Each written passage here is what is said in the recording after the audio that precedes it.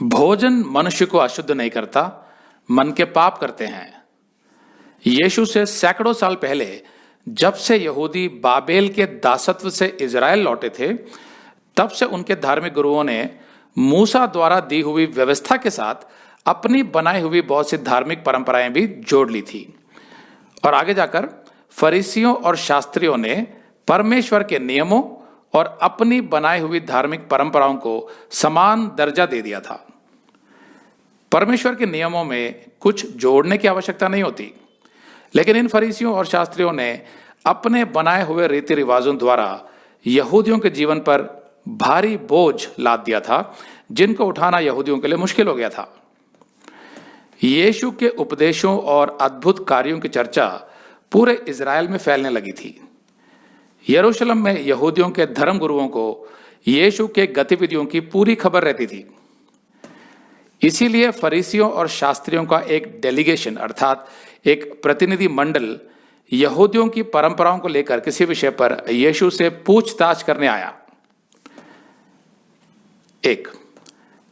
तब यरूशलेम से कितने फरीसी और शास्त्री यीशु के पास आकर कहने लगे, तेरे चेले पुरनियों की रीतों को क्यों टालते हैं कि बिना हाथ धोए रोटी खाते हैं।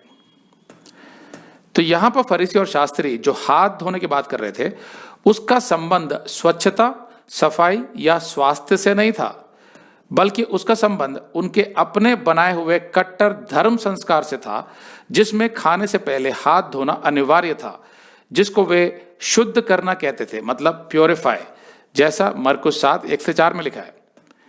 यीशु के शिष्य तो पहले से ही बहिष्कृत जातियों और अन्य जातियों के साथ उठ बैठ रहे थे, फिर अब वे शुद्धिकरण की परंपरा का भी तिरस्कार कर रहे थे।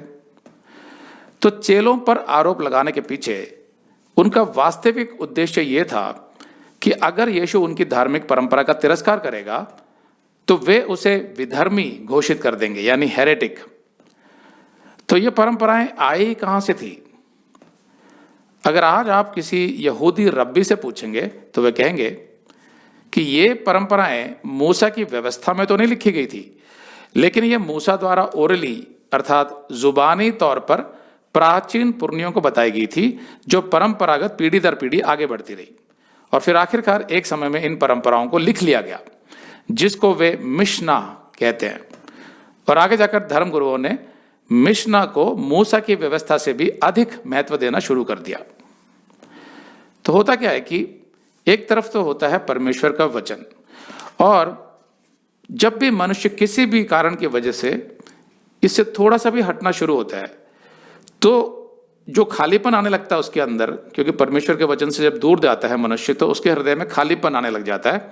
तो उसको भरने के लिए वो बहुत से रीति रिवाज, परंपराएं निकाल लेता है, जिनसे बड़े बड़े धर्म खड़े हो जाते हैं। तो वो क्यों करते हैं ऐसा?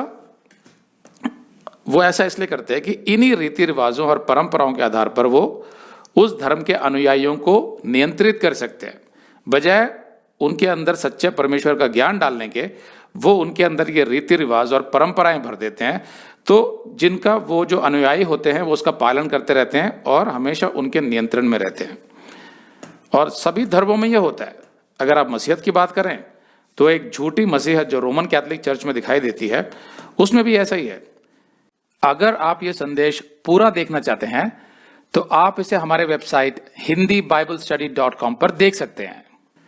यह वीडियो हमारे अप्रैल के वीडियोस में अपलोड किया हुआ है, तो जिनके पैकेज में भी अप्रैल का महीना है, उनको ये वीडियो उनके माय अकाउंट में अप्रैल के वीडियोस में मिल जाएगा।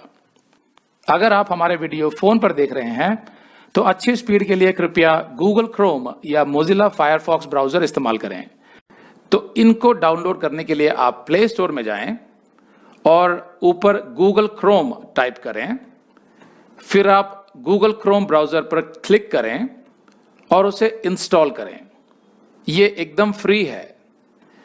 इसी तरह आप मोजिला फायरफॉक्स टाइप करें, फिर आप मोजिला फायरफॉक्स ब्राउजर पर क्लिक करें और उसे इंस्टॉल करें। यह भी एकदम फ्री है।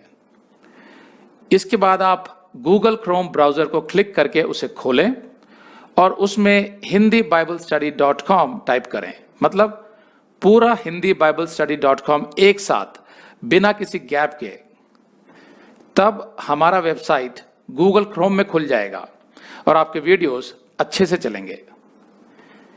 इसी तरह आप मोजिला फायरफॉक्स ब्राउजर भी क्लिक कर सकते हैं और उसमें भी बिना गैप के hindiBiblestudy.com टाइप कर सकते हैं। उसमें भी हमारे वीडियोस बिल्कुल आराम से चलेंगे।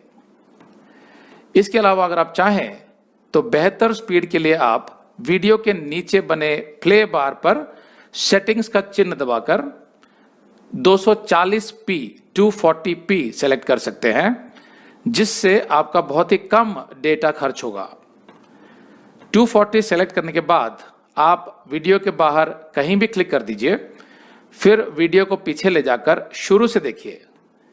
अगर आप हमारे वेबसाइट के विषय में जानकारी हासिल करना चाहते हैं तो आप YouTube पर हमारा संदेश देख सकते हैं, जिसका शीर्षक है एक विशेष सूचना, हमारी मिनिस्ट्री का अगला चरण, second phase of our ministry. उसका लिंक इस वीडियो के नीचे दिया हुआ है।